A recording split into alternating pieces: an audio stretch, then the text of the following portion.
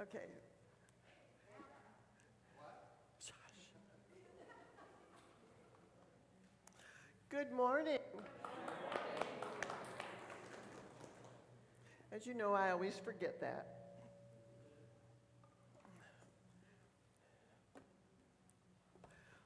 Welcome to the Sunday morning service at the Unitarian Universalist Fellowship of Gainesville.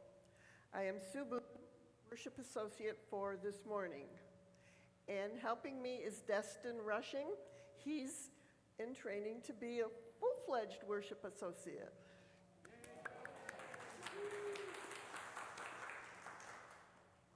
I want to welcome all of you on Zoom, those at our sibling church in Valdosta, and those who are watching from home in their jammies or from afar.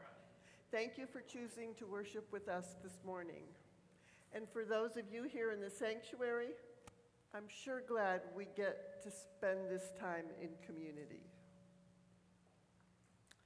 Did anybody get up early to see the blue moon? No. Did you see it? Okay. The blue moon is because there's 2 full moons in 1 month, like in May. So this is the full moon of the month. It happens approximately every 33 months, and that's why the phrase, once in a blue moon, because it's like never, or hardly ever. So that's where that phrase came in. I saw it last night when I went to bed. It was kind of hazy, and you could see the image, kind of the moon, but I didn't get up for it. I'm a cisgendered tall woman of European descent. I'm 80 years old. My short hair is turning white around my face. My pronouns are she and her. And this morning I am wearing black pants, of course, and a top with flowers, purple, green, blue, whatever. I like flowers. We are privileged to be on this lovely property, which was once the home of the Iroquois and Seminole tribes. If you're a visitor today, please feel free to stop by our welcome table in the social hall. It'll have the green tablecloth on it. Our welcome team would love to tell you more about Unitarian Universalism and our congregation, and also to learn a little about you. Right after our service today, we are having our annual meeting. It will start at approximately 12:15. Snacks will be available in the social hall to tide you over. Please register at the table in the back of the sanctuary to receive your voting card. Let us be in an attitude of reverence as we begin our service.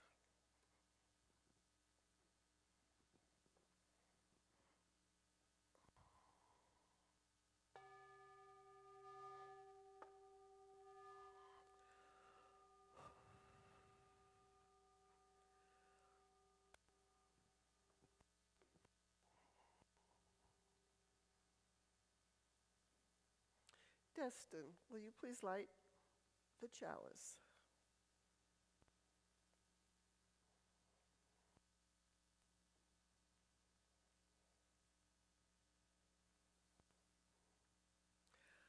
Our chalice lighting words were written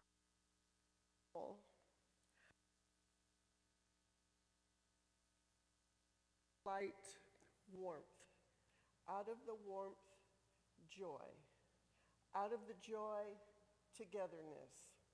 May this flame hold us for the time we are here with one another.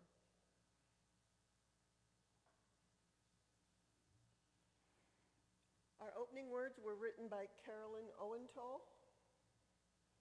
Calm your hurried oops, I forgot. Okay. Oh, there it is. Elizabeth, will you please come forward? Should have put in big letters. I'm sorry. Yeah.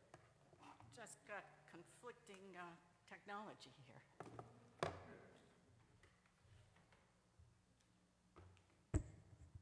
Good morning. Oh, what a good, rousing welcome. I am Elizabeth Stewart, and I am a petite cisgender woman. My pronouns are she, her.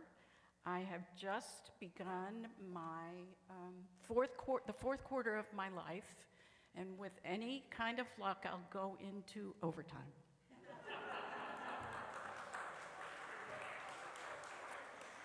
I've been a member here for probably about 12 years or so, and I've worn many different hats in many different ways. Often very much up in front and center, but now I've kind of gone into the background. And I'm really enjoying new roles and new participations with this wonderful organization we affectionately call UUFG. And one of the roles that I have stepped into, since we are now a lay-led congregation, is assisting with our care team. And the care team came into being when a bunch of us looked around and said, okay, we don't have a minister.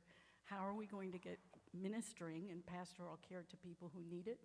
And how do we find out that people need some support? So initially it was just y'all come to the common room and we'll see who shows up. And that was how we started. There were 12 of us. And we worked along very well together for quite a while. And then over time, let's see, of that group, 2 moved away, 2 more, just craziness. We are now at 7 members, who I would like to introduce now. With me on the care team are Kay Anderson, and we have Pete Murray. Stand up and let him look at you. We have Jean Cowell.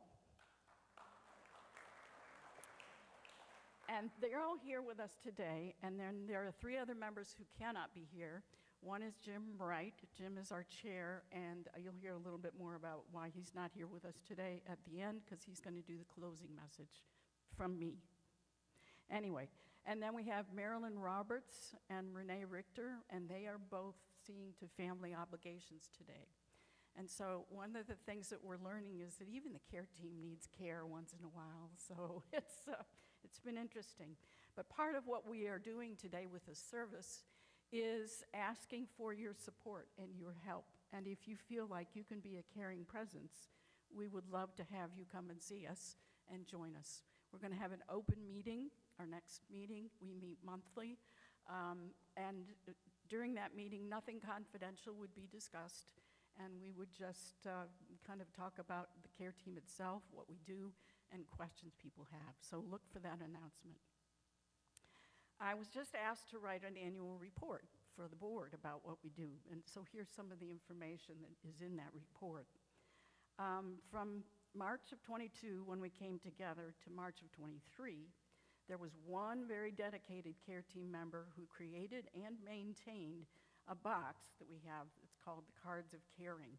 And that person sent out 113 cards during that one year. The next year, team members passed the box around monthly. And the records are a little bit unclear, so we just know we did a lot.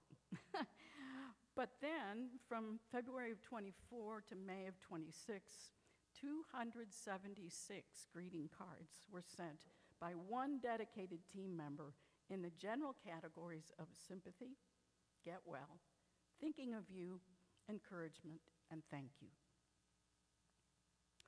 In addition to the cards of caring, in the past year, the team has talked about, talked with, or somehow supported over 100 folks in many different ways. And we also, at the end of this service, will have presented 2 Sunday services. There might be questions of what we do and what we don't do, so see a care team member. Many of us have a little thing on our name tags.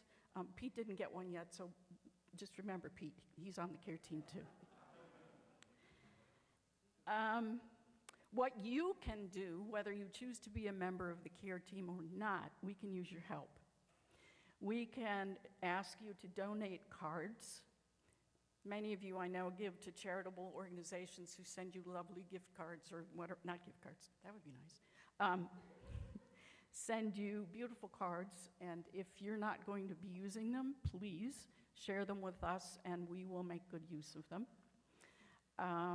You can be a listening presence. You don't have to have a name tag to be a listening presence if someone needs to just talk. And also just have a thoughtful heart. Maybe you're aware that someone is hurting or someone needs some support in some way. Contact a care team member and let us know.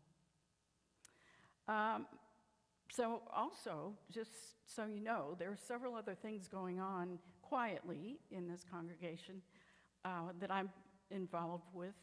And one of those is called the Work That Reconnects. Some of you may be familiar with the work of Joanna Macy. She's been around since the 70s. And it apparently is now, well, it's come to us.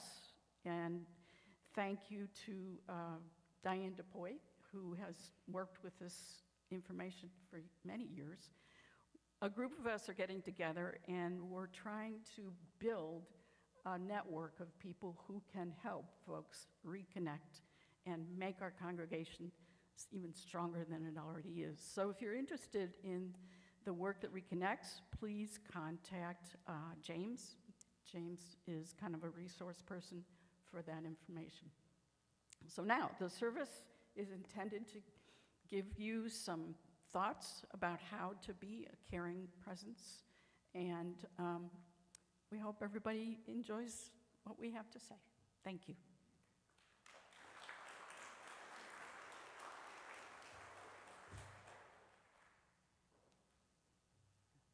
Thank you, Liz. Our opening words were written by Carolyn Owenthal. Thank you. Calm your hurried pace. For this hour, let the cares, the fretfulness, and worry be set aside. Forgive yourself. You are so very worthy of moving on, of making new efforts, of trying again. Know that you are not alone. There is strength and caring support for you here. You will find comfort if you but ask. Look around. You are part of a community. You can make it what you will. Let us enter this house of worship together. Please rise in body or spirit and sing hymn number 1012 in the teal hymnal, When I Am Frightened, number 1012, and on the screen.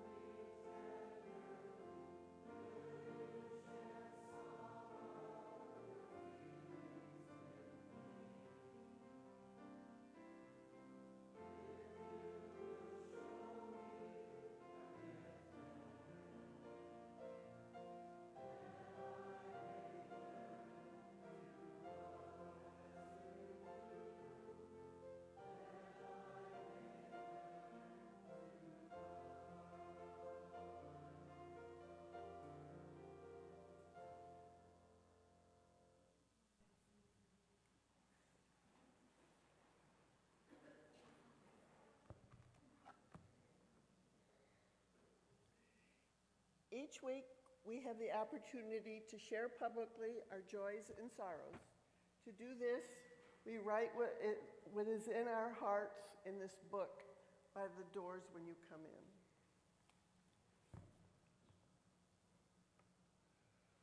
Our first joy are our visitors. But we don't have any again. Oh, we got a visitor back here?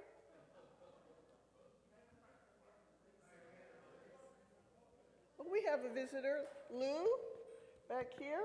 Okay, I knew him from, he's a singer. Who's our other visitors? Hi, what's your name?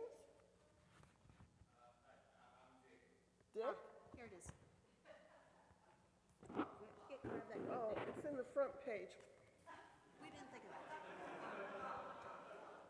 And here's a nice yellow one ready for me. Okay, here we go. Okay, are you Katie or Nicole? Pardon? Just read the names we got. Okay, welcome. I'm glad you're here. Okay, our visitors today are Jay, Lou, Katie, Nicole, and Stitch. And Maxine. Okay, yay!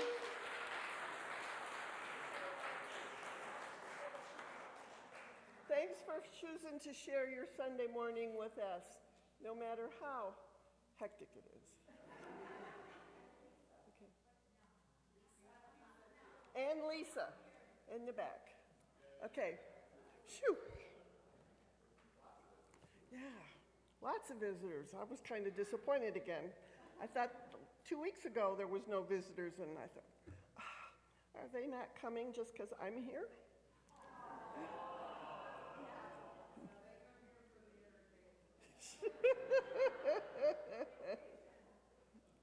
Okay.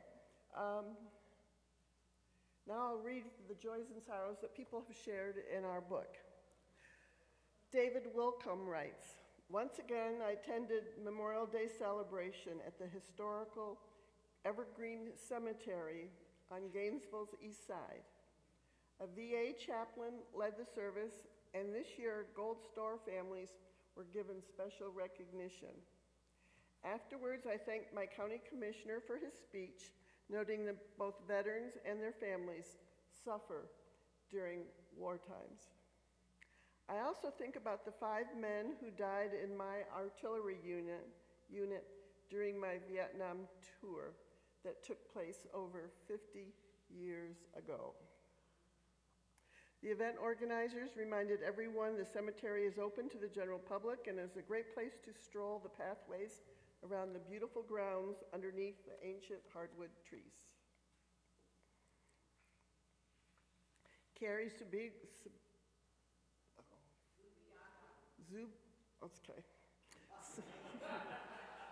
sends word that a friend of hers has kidney cancer and is scheduled for surgery on June 5th. Please hold Carrie's friend in your thoughts and prayers as she goes through this difficult time. And then someone wrote but didn't put their name. It's a joy to celebrate Alex Hall's birthday with him today.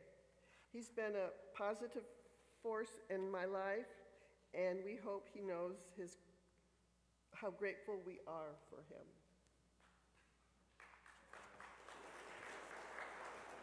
Okay. Kay writes, knee replacement surgery went great.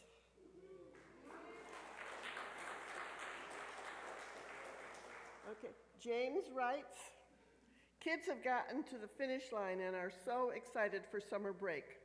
Off to a great start, and we are looking forward to a season of playing in the water after service on Sundays. Do you have to be a kid?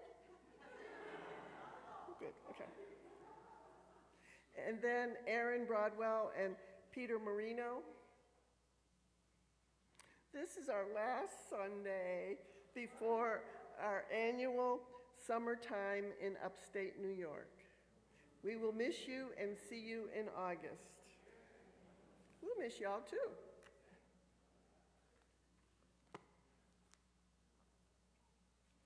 We all carry joys and sorrows, and some we cannot speak out loud, but we hold in our hearts.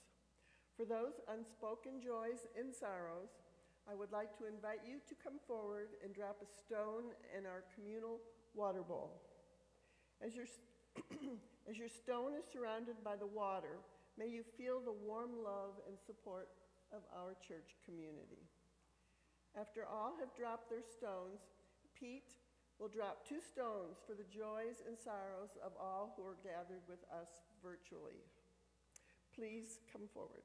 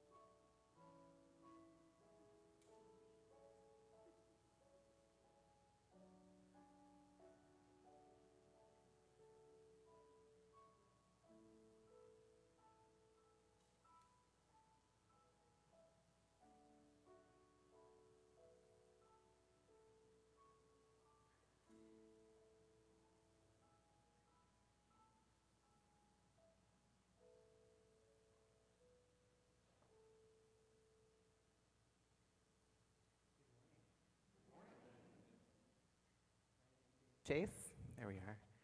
I am the Director of Lifespan Faith Formation here at the Unitarian Universalist Fellowship of Gainesville. I'm a white, medium-sized, 34-year-old non-binary person, and my pronouns are they, them. Today I'm wearing a dark navy-colored t-shirt and a tan kilt and some very excellent pointy, shiny leather shoes. The point is intense. I have with me a jester hat, which I chose not to wear up here today because it's too hot and a little bit itchy. And also I was worrying it was ruining my magnificent curls. I also wear glasses, and today I'm wearing 2 silver necklaces, one that has a pendant with a sun and one that is a raven skull. Today I don't have a book for you, and I also don't have very many children for you. Our children are outside, and part of the reason for my garb is that they are celebrating the end of the school year with a medieval fair messy play date. So they are out there listening to modern music that has been remixed to be medieval with lyres and lutes and bagpipes, one presumes. And they are racing hobby horses around and building swords out of PVC and pool noodles and duct tape and having a very, very nice time. So we do have children, they're just not here today because they are too messy to bring indoors. But while I have a captive audience of adults, I've decided to do something very, very intellectual. And that is not true. I told you a lie. But I'm going to introduce it in an intellectual way because this is a very, academic kind of congregation in some ways. And so I wanted to talk a little bit about the science of what we're about to do. We're going to hum. We're going to, as a group, get together and we're going to hum. And that sounds kind of silly, but there is actually really cool science and research behind humming, and I usually don't get my phone out up here, but I decided to write it down. Science has shown that humming, especially together as a group, but even on your own, regulates your nervous system. There's a system of nerves, presumably, in the back of your spine, and when you hum, it vibrates in your chest, and it actually can regulate and soothe your nervous system. It helps you to regulate and slow your heart rate down, because when you inhale quickly and then exhale very slowly, as you do naturally when you hum, it slows down your heart rate and gets you back into your body. When done in a group, it encourages co-regulation to an almost unbelievable degree. They have found that when people in a group hum or sing together, their heart rates will be the same. They will regulate together. And it doesn't matter if they're all humming and breathing at the same time, it's just that we regulate together. Let's see, it improves oxygen flow. The act of humming increases nitric oxide production in the nose, which acts as a natural vasodilator. So if you're congested, humming is the way to go. I was congested this week because I have allergies, and it works. It's really cool. Like, all of a sudden, you can breathe. And then most importantly, it shifts us from a state of thinking and intellectualizing everything and trying to work our way out of this world and the feelings that we have into just living in our body, which can be, for some people, very intuitive and comfortable and a place that we live naturally. And for some people, that might actually be really scary. So as you are doing this, please pay attention to your own body. Do what feels comfortable. And just, if you don't want to hum, just exist in a room of people who are humming. That does its own kind of magic, I think. And then beyond that, I want you to explore.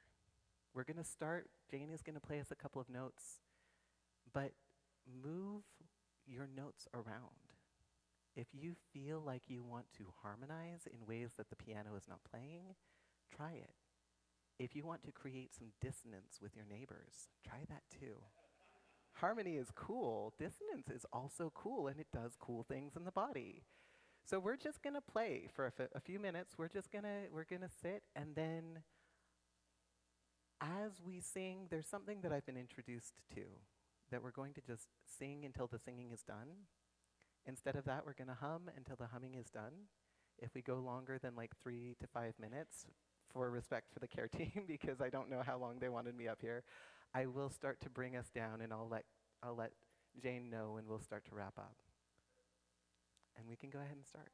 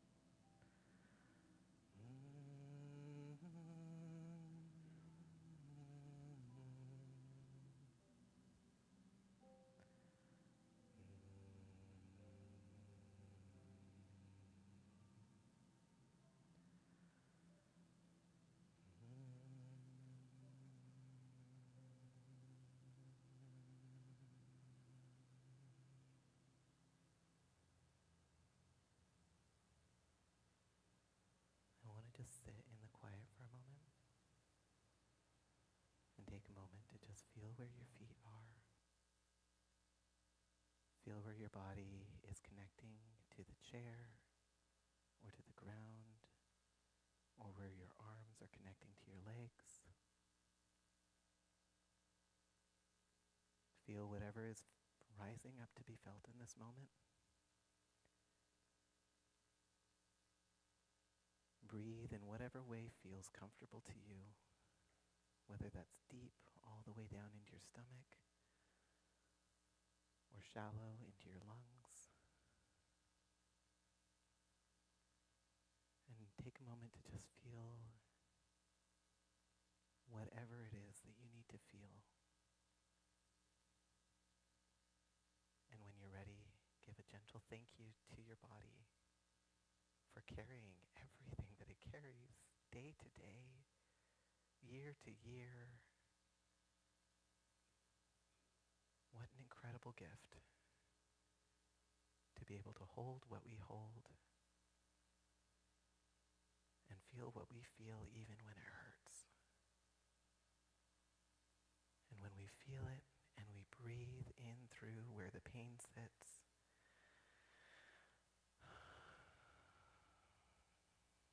it will move through.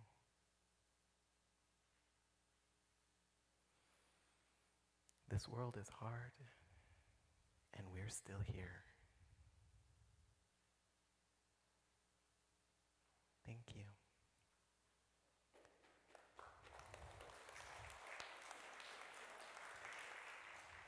We're going to sing my wonderful self out to go play with the kids.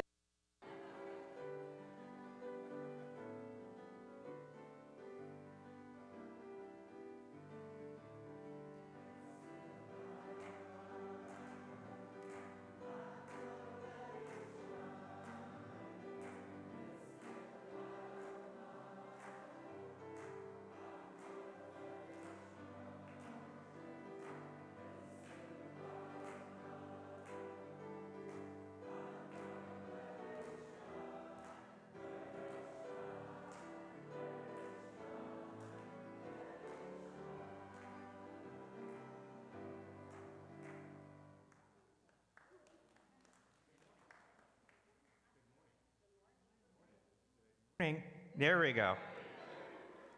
Is this thing on? James did not give you a story. I'm going to fix that.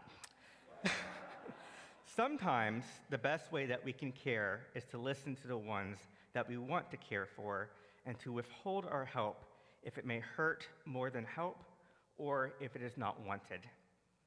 This is my own invented tale told in the trickster tradition. Not a retelling of a coyote story, but a new one offered with affection and respect for the tales that shaped my imagination. I hope that you enjoy it. This is Coyote Gets Unwanted Help. One day, Coyote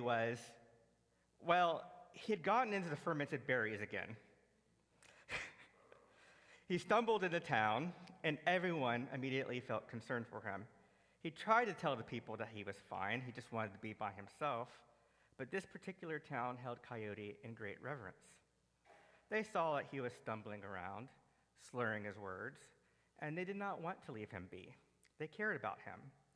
The town alchemist brewed up what he called a remedy for Coyote's drunken state. Coyote tried to refuse it, but the townspeople guilt-tripped him into taking the remedy anyway. Yeah, we've all been there. It turns out that one of the ingredients of the remedy was not canine friendly. Coyote spent the entire night with stomach pain and in great misery.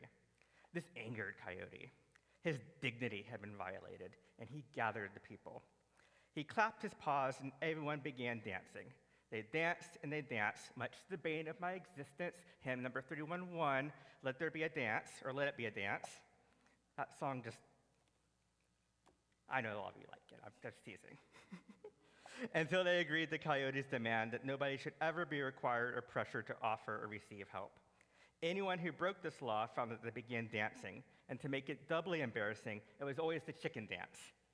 Coyote was never burdened with help again. Thank you.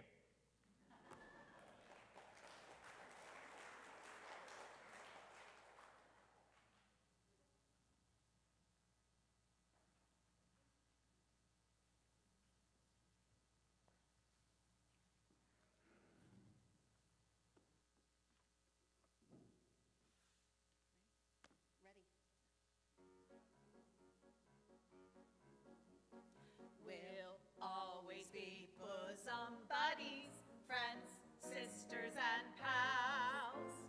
We'll always be bosom buddies. If life should reject you, there's me to protect you.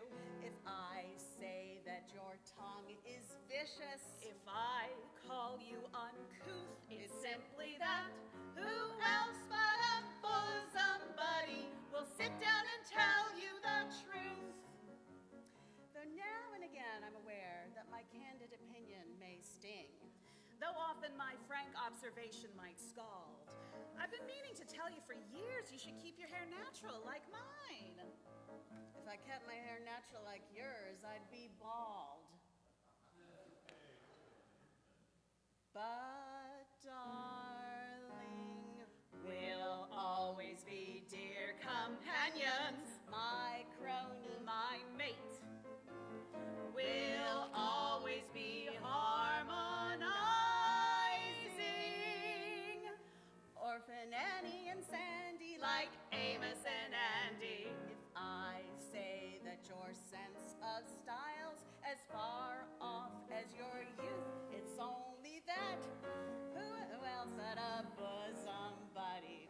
tell you the whole stinking truth.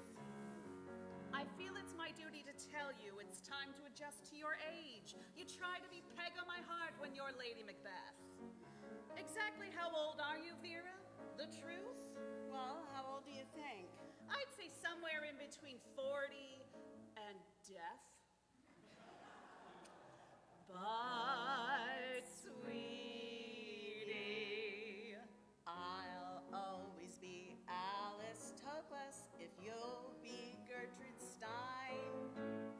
And though I'll admit I've dished you, I've gossiped and gloated, but I'm so devoted. and if I say that sex and guts made you into a star, remember that. Who else but a bosom buddy will tell you how rotten you are? Just turn to your bosom buddy for aid and affection, for help and direction, for loyalty, love, and forsooth. Remember that. Who else but a bosom buddy will sit down and level and give you the devil, will sit down and tell you the truth.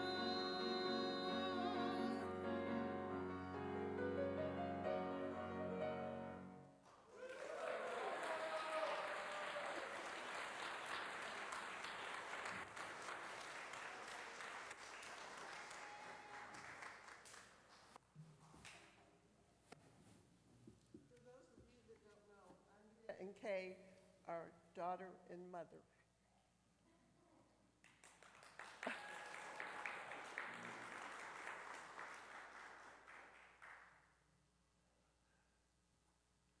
Our invitation to generosity was written by Paul Dalzell. The offering we take each Sunday is an opportunity to recommit to this place and to these people. It is as much a ritual as singing together, lighting our chalice. It is a reminder of that form of love we call generosity. It is how we show that we believe it is important to worship together, to help one another, to help our community, and to say yes to the values of our faith. This morning, offering will now be given and received in the spirit of grateful fellowship. Will the ushers please come forward?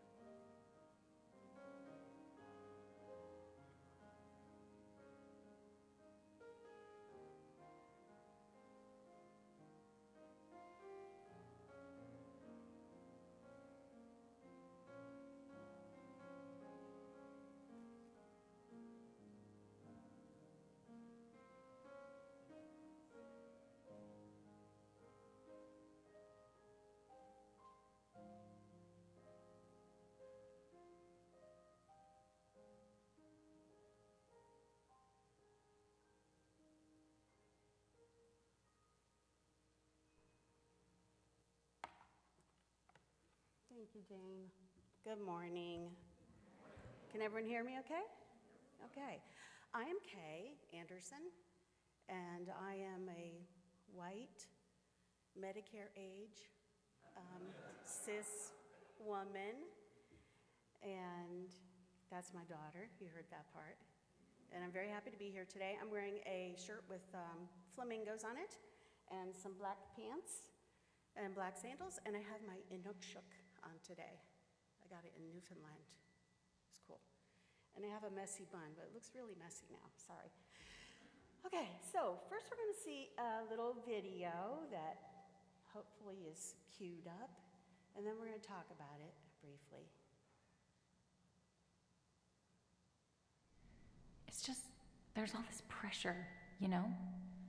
And sometimes it feels like it's right up on me, and I can just feel it, like literally feel it in my head, and it's relentless. And I don't know if it's gonna stop. I mean, that's the thing that scares me the most, is that I don't know if it's ever gonna stop. Yeah. Well, you do have a nail in your head. It is not about the nail. Are you sure? Because, I mean, I'll bet if we got that out of there. Stop trying to fix it. No, I'm not trying to fix it. I'm just pointing out that maybe the nail is causing. You always do this. You always try to fix things when what I really need is for you to just listen. No, see, I don't think that is what you need. I think what you need is to get the nail See, out. you're not even listening now. Okay, fine. I will listen. Fine. It's just, sometimes it's like, there's this achy, I don't know what it is. And I'm not sleeping very well at all. And all my sweaters are snagged. I mean, all of them. That sounds really hard. It is. Thank you. Ow! Come on, if you would just. Don't.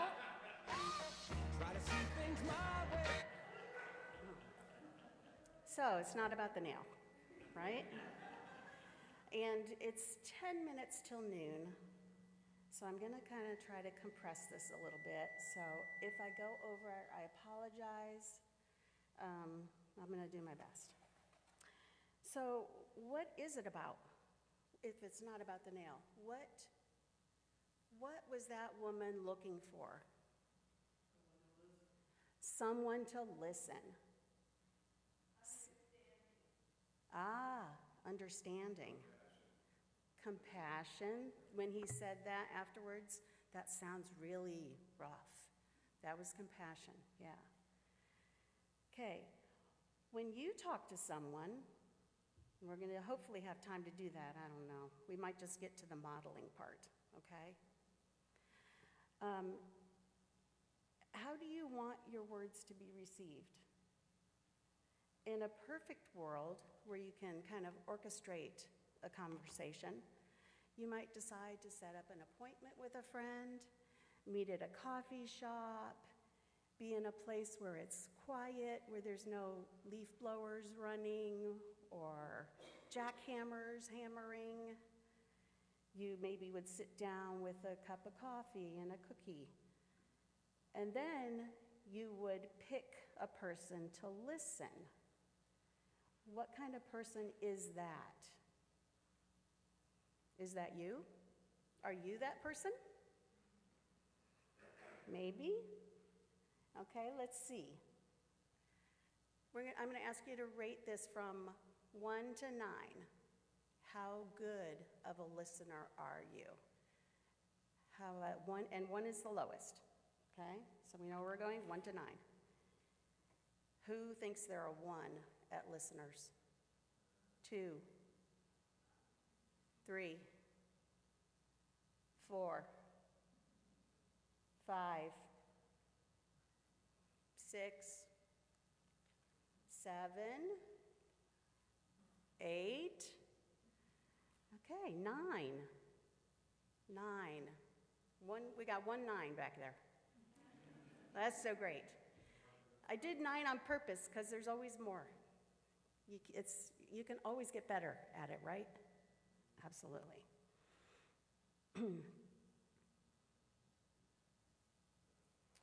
If I was going to ask that same question to one of your friends, how, right? What would they rate you at? Is that a different number than what you just told me? Maybe you're selling yourself a little short, or maybe you don't really know that you're not that great of a listener. Okay, so what does it take to be a good listener from the screen? Number one, decide to be a listener, consciously, with intentionality. And then practice. How do you practice being a listener? Listen, exactly. And get feedback too, right? So we're going to demonstrate an effective listening session right now.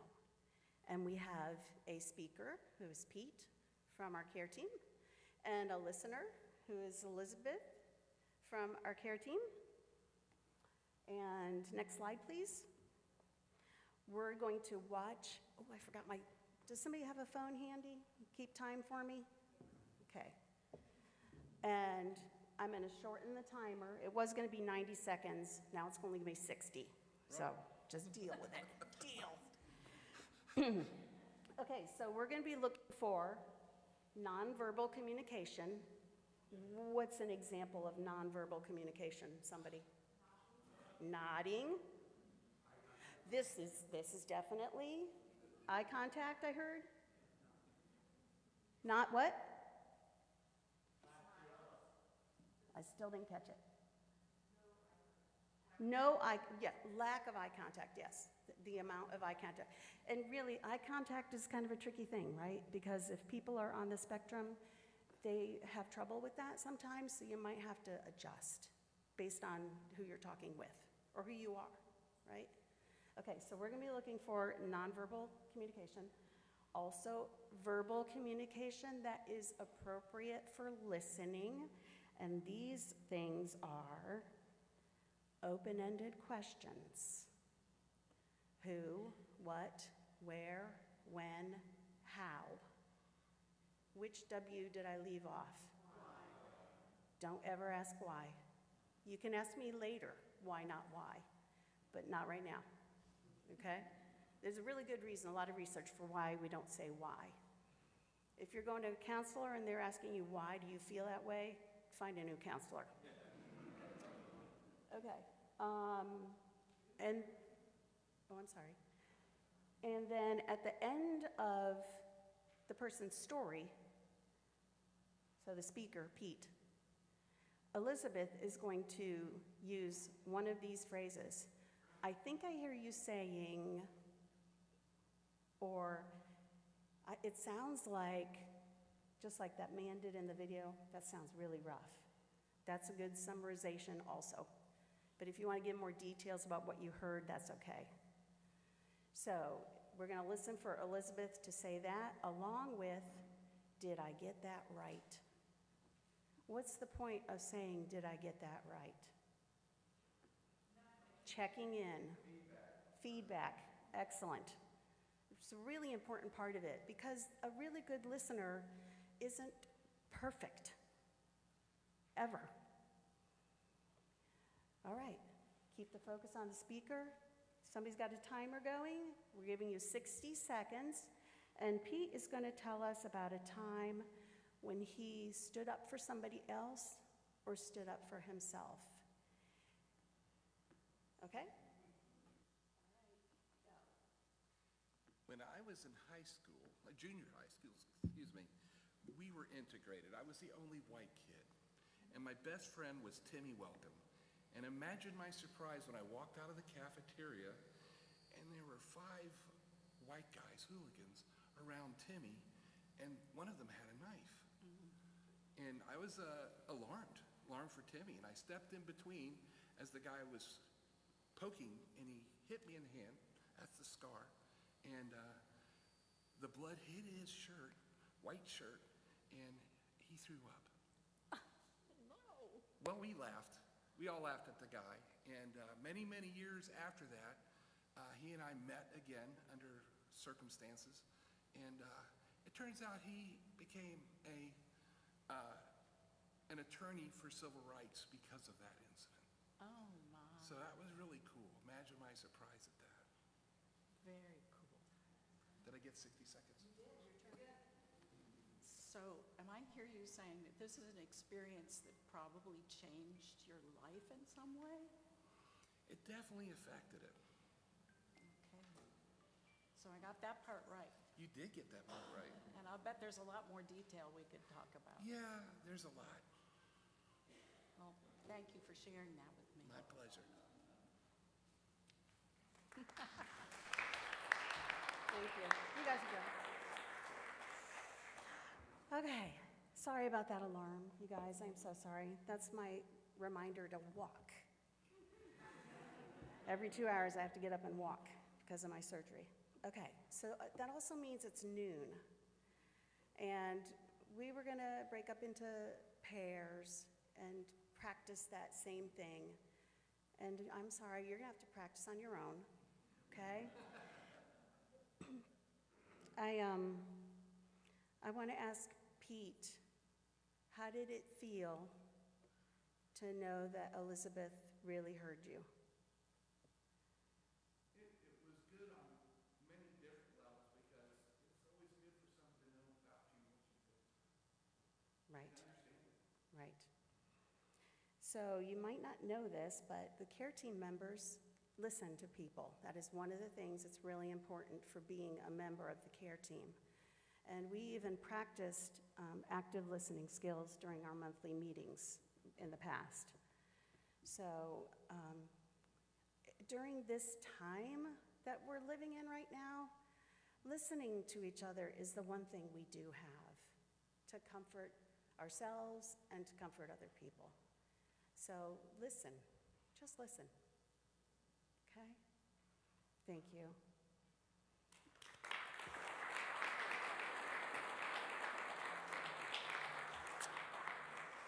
And since I'm already up here, we're going to sing a song. It's a very quick song. We're going to sing the first verse in unison, and then we're going to break up into a round. This is going to be group one. Whoops, I almost said it backward. Group 1 is over there where Noelle is. Group 2 is kind of in the middle. You guys are group 3. You guys are group 4. Okay? It's 10:23, yes, in the teal hymnal.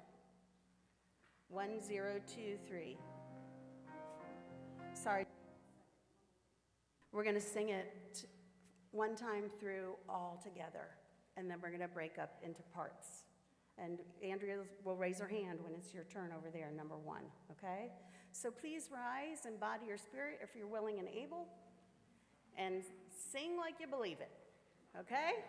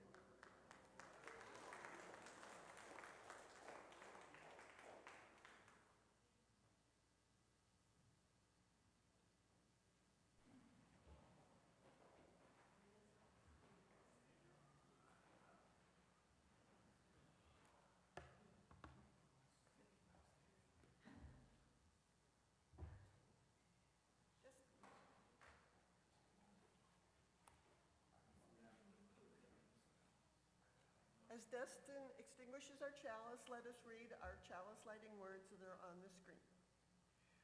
We extinguish this flame, but not the light of truth, the warmth of community, or the fire of commitment. These we kindle in our hearts until we are together again.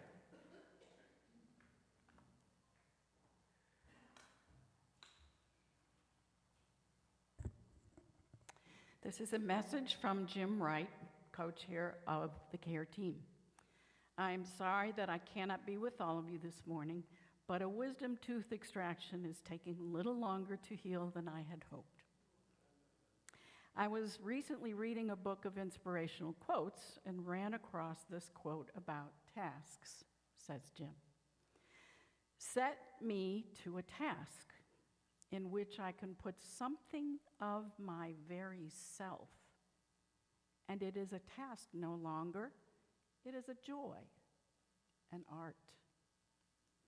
So question for all of us is, what types of tasks call upon something from our very selves and thus become a joy and an art to accomplish?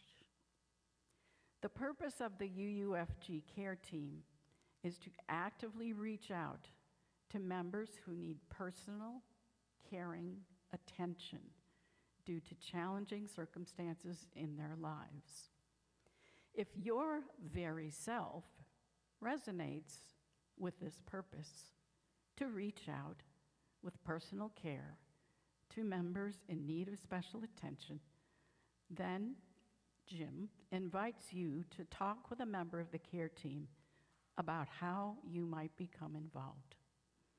He says thank you, and I look forward to seeing you again soon.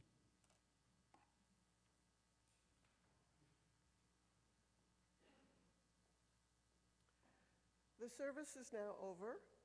The annual meeting will start at 12:25. Go out for things to eat out in the I don't have my notes. I'm winging it. And get your voting card at the table at the back of the room. See you back here at 25 after 12.